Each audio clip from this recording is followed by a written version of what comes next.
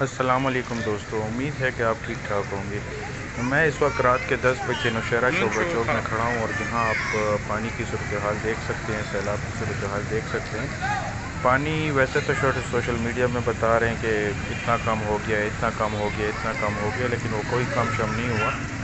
وہ بتدریج جو ہے تو تھوڑا تھوڑا زیادہ ہو رہا ہے۔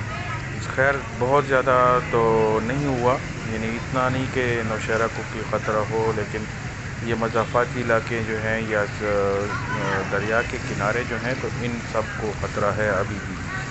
اور یہ آپ پانی کی صورتحال دیکھ سکتے ہیں۔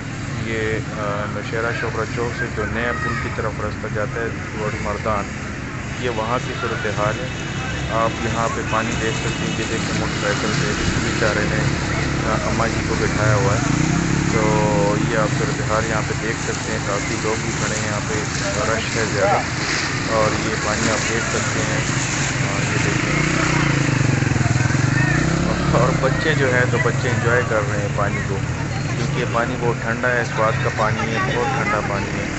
تو بچے انجوائے کر رہے ہیں، بار بار آ رہے ہیں جا رہے ہیں اس پانی میں۔